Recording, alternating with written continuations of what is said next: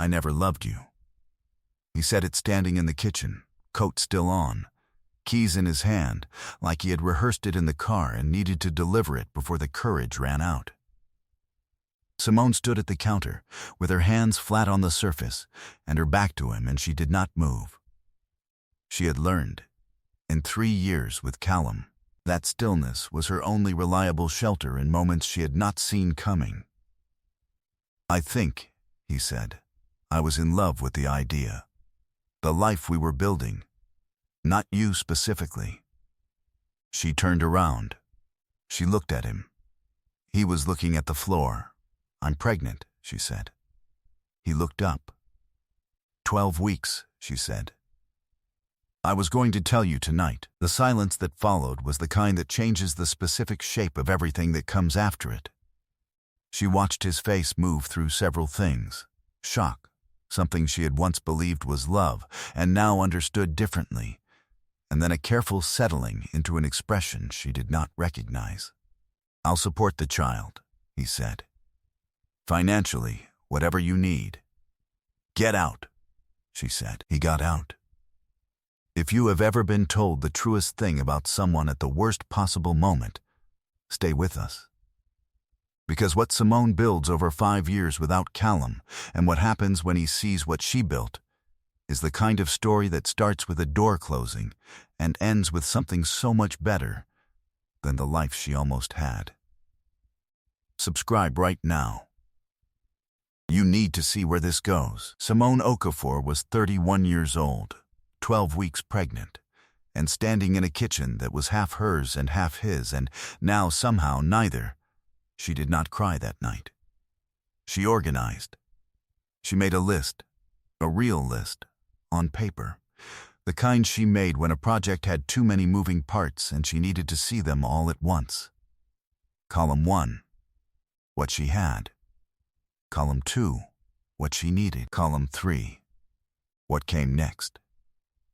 She had her job, senior project manager at a construction firm, a position she had built across 8 years from an entry-level coordinator role by being, as her director had once put it, the person who made problems smaller before anyone else had noticed them.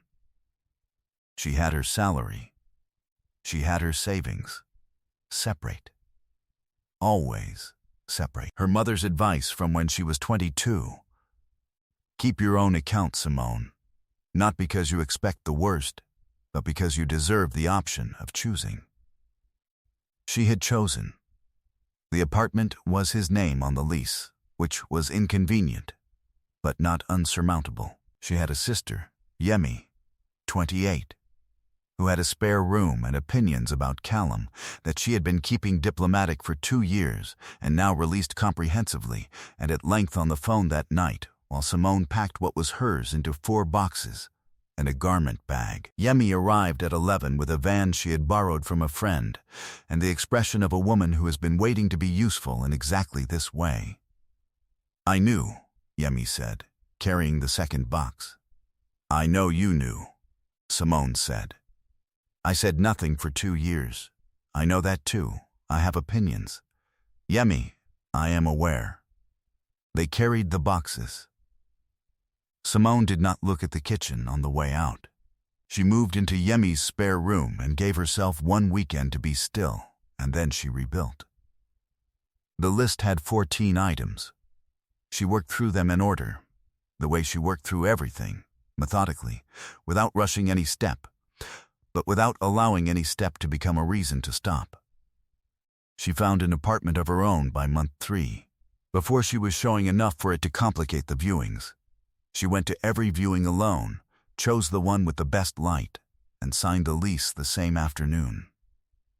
She moved in on a Saturday with Yemi and 2 friends from work, and a cot she had assembled herself the night before from instructions that assumed a level of engineering confidence she had met and exceeded. Marcus Okafor arrived in the world at 6:12 on a morning in August, loud and indignant and entirely certain of his importance, and Simone held him in the delivery room with her mother on one side and Yemi on the other, and thought, this is what the list was for. This is the thing the 14 items were protecting. She sent Callum a message with a photograph and the birth weight, and the name. He responded in 2 hours with, "Congratulations. I'll set up the transfer." She had not expected more, and had not hoped for more, and had constructed her life carefully around not requiring more, which was different from not wanting it, and was the distinction she had learned to live inside.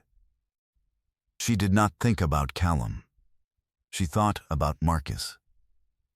Marcus was, from the beginning, entirely himself. Not a stage or a phase or a developmental milestone.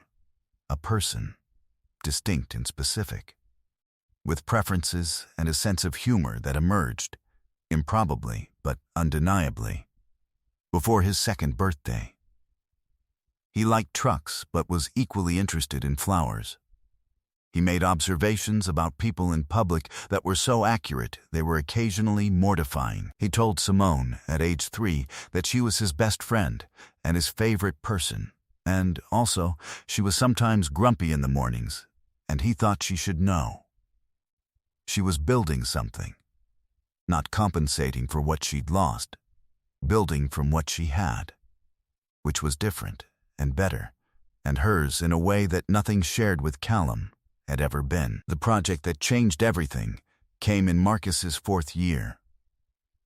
A major urban development, mixed use, community-centered, the kind of project that arrived with a significant client and a significant budget, and required someone who could hold 50 moving parts simultaneously without losing the thread.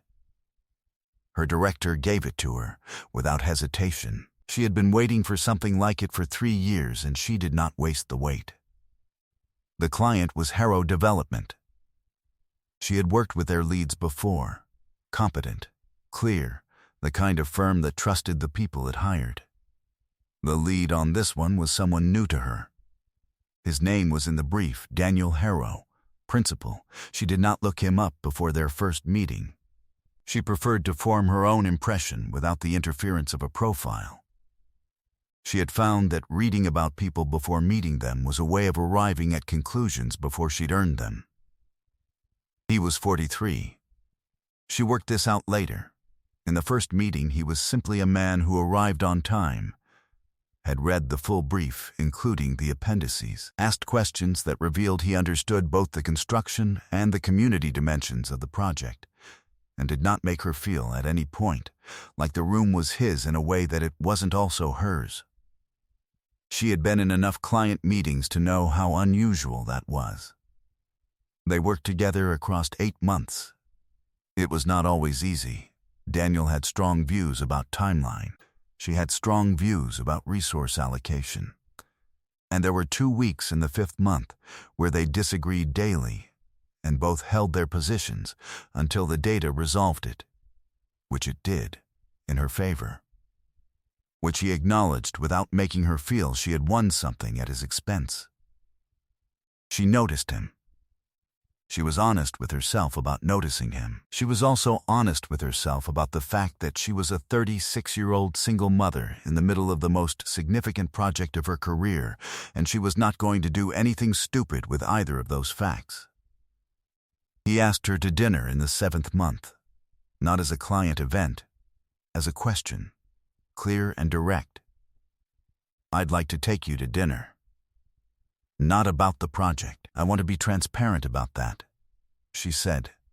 "I have a 5-year-old. "I know," he said. "You've mentioned him. He sounds like a specific and interesting person." She looked at him. "I need to think about it." "Of course," he said, with no pressure in it. She thought about it for 4 days. She talked to Yemi, who said, "Simone, it is dinner. You are allowed to eat dinner with a person." She talked to her mother, who said, "What does your list say?" She did not have a list for this. She made one. She went to dinner. He was, as she had suspected and hoped, the same person at dinner that he was in the project meetings, direct, genuinely curious, incapable of performing interest he didn't feel, which was legible, and which she found restful in a way she hadn't expected. He asked about Marcus the way a person asks when they actually want to know. specifically, with follow-up questions, remembering what she'd told him from the month before and building on it. She told him about the truck and flower preference and the morning grumpiness observation. He laughed, a real laugh, unguarded, and said, "He's right, isn't he?" "Completely," she said. "He's frequently right. It's a lot." They had dinner 3 more times before she introduced him to Marcus, because Marcus was not a step she rushed for anyone. The introduction happened on a Saturday afternoon at the park. Casual, unscripted. Simone making no performance of it. Daniel arrived with no visible agenda, and within 4 minutes, Marcus had decided to show him every feature of the climbing structure with the thoroughness of a professional tour guide. Daniel followed and asked the appropriate questions, and was informed, solemnly at the end, that the red section was the best, but also the most dangerous, and Daniel should be careful. "I'll be careful," Daniel said. Marcus looked at him. The full, unhurried assessment he had inherited from Simone, applied without apology to every new element in his environment. A long 3 seconds. Then, "Okay. You can come again." Simone, standing 10 feet away, pressed her lips together. Callum appeared in Marcus's 5th year, not because Simone had sought it, and not because Callum had grown. He appeared because his company had a contract adjacent to hers, and they ended up at the same industry lunch at a hotel downtown, and she saw him across the room before he saw her, and had the brief, clean experience of looking at someone she had once organized her life around and feeling almost nothing. He saw her. He came over. He had the expression of a man assembling his face into something appropriate and finding the task harder than expected. "Simone," he said. I'm well," she said. "Thank you. I heard you're leading the Harrow project. It's impressive." "Yes," she said, "it is." Then Marcus appeared at her side. He had been at the children's area of the event, a concession to the family-friendly format, and had returned with a drawing he had made and needed to show her immediately. He pressed it into her hands and began explaining it with his characteristic comprehensive approach. Callum looked at the boy. He looked at the dark eyes and the particular set of the jaw and the way Marcus held himself, the specific physical inheritance that no amount of time could argue with. "Is this?" he started. "Marcus," Simone said. "This is someone Mummy used to know. Can you say hello?" "Hello," Marcus said briefly, with minimal interest, and returned to explaining the drawing. Callum looked at Simone. She looked back at him with the clear, settled expression of a woman who has had 5 years to decide what this moment would cost her, and has decided nothing. He did not get anything from her. Not pain, not anger, not the satisfaction of an effect. He had said, "I never loved you," and she had spent 5 years building a life that did not require his love, and she was standing in that life right now, and he was passing through it. "He's extraordinary," Callum said. Something in his voice had cracked open. She recognized the sound of a man understanding what he had walked away from. "Yes," she said, "he is." "Simone, we're going to go and find our table," she said pleasantly. "It was good to see you." She took Marcus's hand and walked away. She did not look back. Marcus said, halfway across the room, "Who was that?" "Someone I used to know a long time ago," she said. "He looked sad," Marcus said. "He did," she agreed. "Why?" She thought about it. "Because sometimes people make choices, and they don't understand what they've lost until later." Marcus considered this with the gravity he applied to most things. "That's too bad," he said. "It is," she said. "It really is." She told Daniel that evening, not the whole of it. She had never told him the whole of it, not because she was protecting Callum, but because the story was hers and Marcus's, and she gave it out in the pieces that were hers to give. But she told him about the lunch and the moment in Callum's face. Daniel was quiet for a moment. Then, "Are you all right?" "Yes," she said. "I'm genuinely all right. I expected it to feel bigger than it did." "What did it feel like?" She thought about it. Like looking at a door I closed a long time ago and noticing it was still closed. Nothing more than that. He was quiet on the other end of the phone. "Then, I want to ask you something. And I want you to know that whatever you answer is the right answer, and I mean that without qualification." "Ask," she said. "I would like, eventually, not now, not with any timeline. I would like to be a permanent part of your life, and Marcus's life. If that's something you would consider." She looked out the window of the apartment she had found in month 3, the one with the cot she had assembled herself, the one that had become the place Marcus knew as home and as safe and as his. "I have a list," she said. "I know you have a list," he said. "I've been expecting a list." She laughed. "Give me a week." "Take 2, he said. She took 10 days. The list had 7 items. She worked through each one honestly. The way she worked through everything, sitting with each item long enough to be certain she wasn't answering from fear or from hope, but from what she actually knew. At the end of the 10 days, the answer was what she had suspected it would be when she started, which was the point of the list. Not to arrive at a conclusion, but to trust the one she arrived at. She called him. "Yes," she said. Eventually, with no specific timeline and with Marcus at the center of every decision. "Those are my terms, exactly," he said. They were married the following spring, in a ceremony that was small and specific and held in the garden of Daniel's family house, which had the right kind of light in the late afternoon. Marcus was the ring bearer, a role he performed with great solemnity and which he had practiced at home for 2 weeks with a plastic ring from a craft set, a fact that Yemi disclosed in her toast to general laughter. Yemi's toast ended with, "5 years ago my sister packed 4 boxes in a garment bag and got in my borrowed van, and she did not look at the kitchen on the way out. She knew exactly what she was leaving and exactly what she was going to. I knew then that she was going to be fine.